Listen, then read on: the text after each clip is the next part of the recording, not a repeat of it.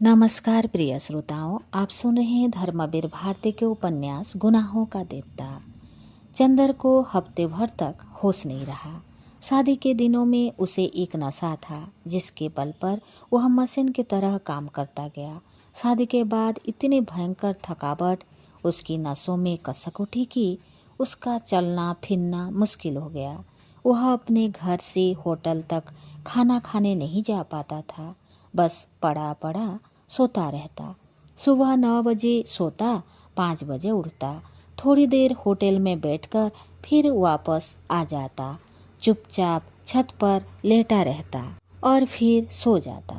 उसका मन एक उजड़े हुए नीड़ की तरह था जिसमें से विचार, अनुभूति, स्पंदन और रस के विहंगम कहीं दूर उड़ गए थे। लगता था जैसे वह सब कुछ भूल गया है। सुधा, बिनती, पम्मी, डॉक्टर साहब, रिसर्च, थेसिस, सभी कुछ ये सब चीज़ें कभी कभी उसके मन में नाच जाती, लेकिन चंदर को ऐसा लगता कि ये किसी ऐसी दुनिया की चीज़ें हैं जिसको वह भूल गया है, जो उसके स्मृति पटल से मिट चुकी है। कोई ऐसी दुनिया जो कभी थी, कहीं थी, लेकिन किसी भयंकर जल प्रलय ने जिसका कण कण ध्वस्त कर दिया था। उसकी दुनिया अपनी छत तक सीमित थी। छत की चारों ओर की ऊंची दीवारों और उन 4 दीवारों से बंधे हुए आकाश के चकोर टुकड़े तक ही उसके मन की उड़ान बंद गई थी। उजाला पाक था। पहले वह लुब्धक तारों की रोशनी देखता, फिर धीरे धीरे चांद की दुधिया रोशनी सफ़ेद कफन की तरह छा जाती और वह मन के थके हुए स्वर जैसे चांदनी को उड़ता हुआ सा कहता, सो जा मुर्दे, सो जा। छठे दिन उसका मन कुछ ठीक हुआ। थकावट जो एक केचुल की तरह उस पर छाई हुई थी, धीरे धीरे उतर गई और उसे लगा जैसे मन में कुछ टूटा हुआ सा दर्द कसक रहा है। यह दर्द क्यों है, कैसा है, यह उसके कुछ समझ में नहीं आता था। 5 बजे थे, लेकिन धूप बिल्कुल नहीं थी। पीले उदास बादलों की एक झीनी तरह से ढलते हुए आषाढ़ के सूरज को ढक लिया था। हवा में एक ठंडक आ गई थी। लगता था कि झोंके किसी वर्षा के देश से आ रहे हैं। वह उठा, नहाया और बिनती के घर चल पड़ा। डॉक्टर शुक्ला लन पर हाथ में किताब लिए टहल रहे थे। 5 दिनों में जैसे वह बहुत बूढ़े हो गए थे। बहुत झुके हुए से निस्तेज चेहरा, डबडबाई आंखें और चाल में जैसे उम्र थक गई हो। उन्होंने चंदर का स्वागत भी उस तरह नहीं किया जैसे पहले करते थे। सिर्फ इतना बोले, चंदर, 2 दफे ड्राइवर को भेजकर बुलाया तो मालूम हुआ तुम सो रहे हो। अब अपना सामान यहीं ले आओ। और वे बैठकर किताब उलट पलट कर देखने लगे। अभी तक वे बूढ़े थे, उनका व्यक्तित्व तरुण था। आज लगता था जैसे उनके व्यक्तित्व पर झुर्रियाँ पड़ने लगी हैं। उनके व्यक्तित्व की कमर भी झुक गए हैं। चंदर कुछ नहीं बोला, चुपचाप खड़ा रहा। सामने आकाश पर एक अजब सी जर्दी छा रही थी। डॉक्टर साहब ने किताब बंद की और बोले, सुना है कॉलेज के प्रिंसिपल आ गए हैं, जाऊं जरा उनसे तुम्हारे बारे में बात कराऊं।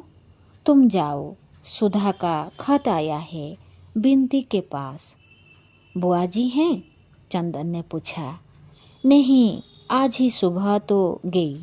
हम लोग कितना रोकते रहे, लेकिन उन्हें कहीं और चैन ही नहीं पड़ता। बिनती को बड़ी मुश्किल से रोका मैंने और डॉक्टर साहब गैरेज की ओर चल पड़े। चंदर भीतर गया। सारा घर इतना सुनसान था, इतना भयंकर सन्नाटा कि चंदर के रोए रोए खड़े हो गए।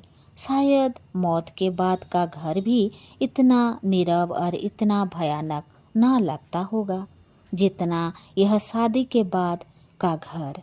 सिर्फ रसोई से कुछ खटपट की आवाज़ आ रही थी। बिनती, चंदन ने पुकारा। बिनती चौके में थी। वह निकल आई। बिनती को देखते ही चंदर दंग हो गया। वह लड़की इतनी दुबली हो गई थी कि जैसे बीमार हो। रो रो कर उसकी आंखें सूज गई थी और होठ मोटे पड़ गए थे। चंदर को देखते ही उसने कढ़ाई उतारकर नीचे रख दी और बिखरी हुई लटें सुधार कर आंचल ठीक कर बाहर निकल आई। कमरे से खींचकर एक चौकी आंगन में डालकर चंदर से बहुत उदास स्वर में बोली, बैठिए। घर कितना सुना लग रहा है बिनती, तुम अकेले कैसे रहती होगी? चंदन ने कहा। बिनती की आंखों में आंसू छलछला आए। बिनती, रोती क्यों हो? छी, मुझे देखो, मैं कैसे पत्थर बन गया हूँ। क्यों? तुम तो इतनी अच्छी लड़की हो। चंदन ने बिनती के कंधे पर हाथ रखकर कहा।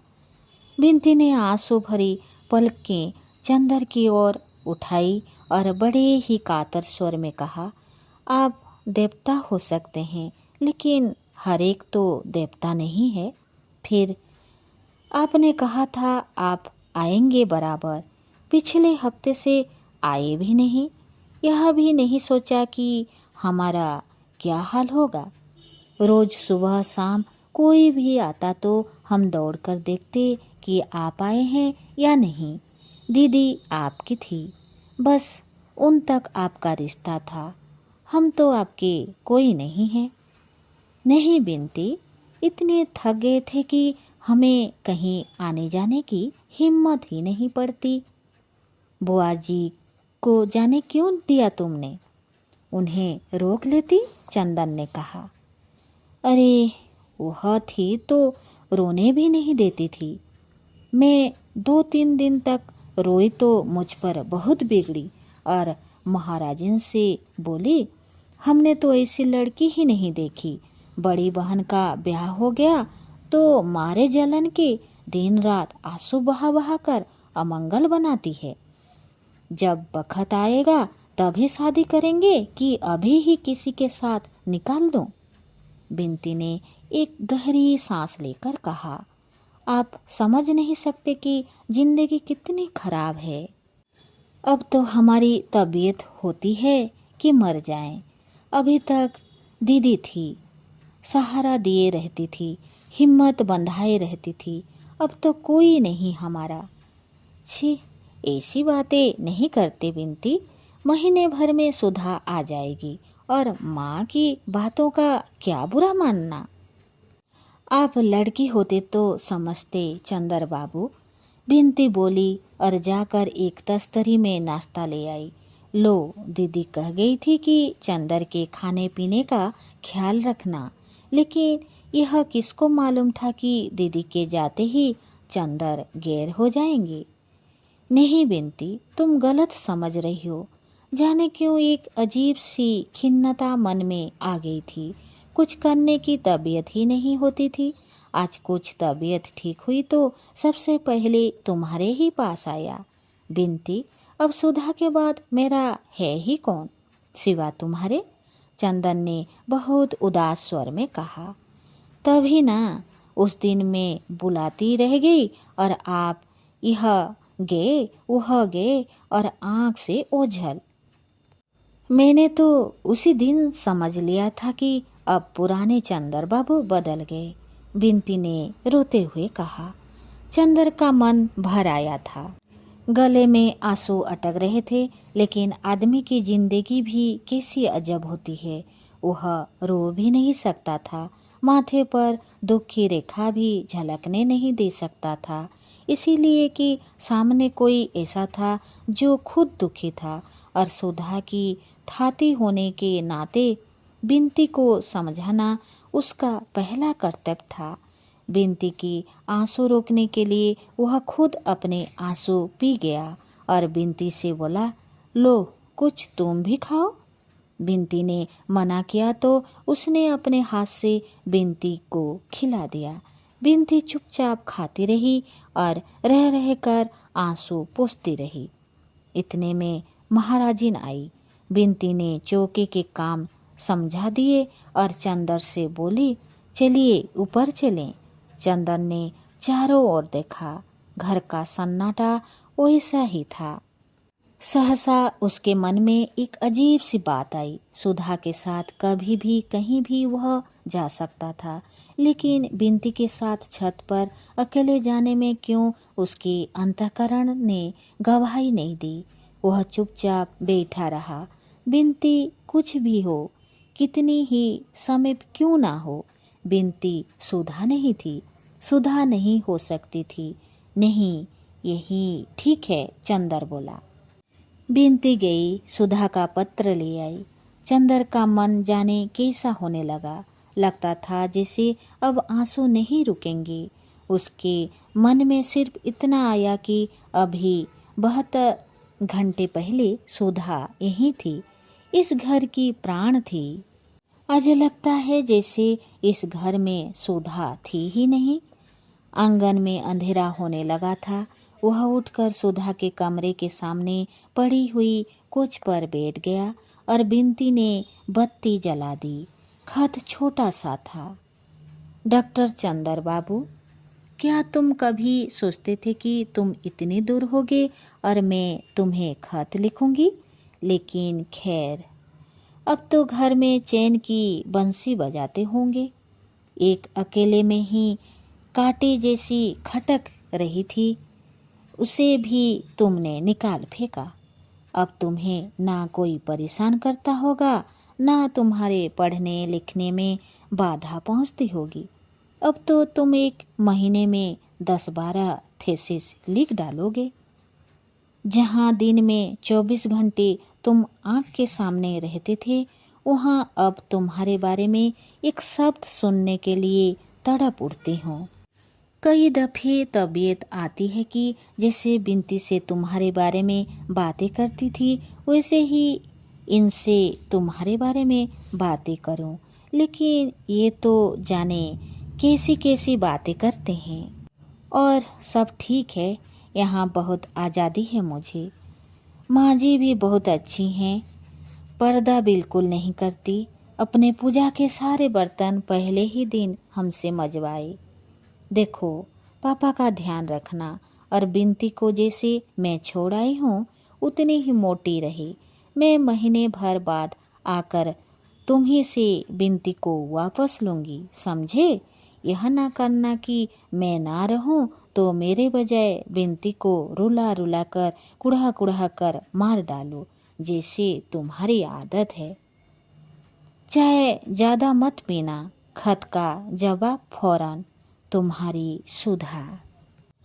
चंदर ने चिट्ठी एक बार फिर पढ़ी, 2 बार पढ़ी और बार बार पढ़ता गया। हल्के हरे कागज पर छोटे छोटे काले अक्षर जाने कैसे लग रहे थे, जाने क्या कह रहे थे। छोटे छोटे अर्थात कुछ उनमें अर्थ था जो शब्द से भी ज़्यादा गंभीर था। युगों पहले व्याकरणों ने उन शब्दों के जो अर्थ निश्चित किए थे, सुधा की कलम से जैसे उन शब्दों का एक नया अर्थ मिल गया था। चंदर बेसुध सा तन्मय होकर उस खत को बार बार पढ़ता गया और किस समय वे छोटे छोटे नादान अक्षर उसके हृदय के चारों ओर कवच जैसे बौद्धिकता और संतुलन के लोहपत्र को चीरकर अंदर बिंद गए और हृदय की धड़कनों को मरोड़ना शुरू कर दिया। यह चंदर को खुद नहीं मालूम हुआ, जब तक कि उसकी पलकों से एक गर्म आंसू खत पर नहीं टपक पड़ा। लेकिन उसने बिंती से वह आंसू छिपा लिया और खत मोड़कर बिंती को दे दिया। बिंती ने खत लेकर रख लिया और बोली, अब चलिए खाना खा लीजिए। चंदर इनकार नहीं कर सका। महाराजिन ने थाली लगाई और बोली, भैया नीचे अबहिन आंगन धोवा जाई, आप जाए के ऊपर खाए लो। चंदर को मजबूरन ऊपर जाना पड़ा। बिन्ती ने खाट बिछा दी, एक स्टूल डाल दिया, पानी रख दिया और नीचे थाली लाने चली गई। चंदर का मन भारी हो गया था। यही वह जगह है, वही खाट है जिस पर शादी की रात वह सोया था। इसी के पैताने सुधा कर बैठी थी, अपने नए सुहाग में लिपटी हुई सी। यहीं पर सुधा के आंसू गिरे थे। बिन्ती थाली लेकर आई और नीचे बैठकर पंखा करने लगी। हमारी तबीयत तो है ही नहीं खाने की बिन्ती, चंदन ने भर्राए हुए स्वर में कहा। अरे बिना खाए पिए कैसे काम चलेगा? और फिर आप ऐसा करेंगे तो हमारी क्या हालत होगी? दीदी के बाद और कौन सहारा है? खाइए। और बिन्ती ने अपने हाथ से एक कोर बनाकर चंदर को खिला दिया। चंदर खाने लगा। चंदर चुप था, वह जाने क्या सोच रहा था। बिन्ती चुपचाप बैठी पंखा झल रही थी। क्या सोच रहे हैं आप? बिन्ती ने पूछा। कुछ नहीं, चंदन ने उतनी ही उदासी से कहा। नहीं बताइएगा? बिन्ती ने बड़े कातर स्वर से कहा।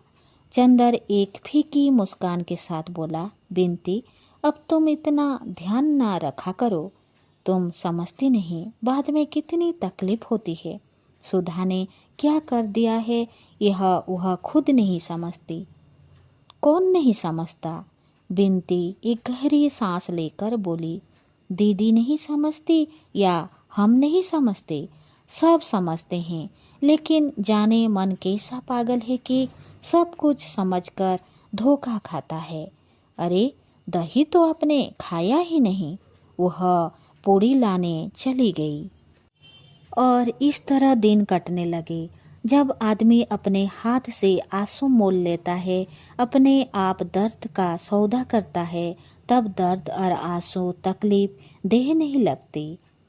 और जब कोई ऐसा हो जो आपके दर्द के आधार पर आपको देवता बनाने के लिए तैयार हो और आपके एक एक आंसू पर अपने 100 आंसू बिखेरे दे, तब तो कभी कभी तकलीफ भी भली मालूम देने लगती है। लेकिन फिर भी चंदर के दिन कैसे कट रहे थे यह वह जानता था। लेकिन अक्सर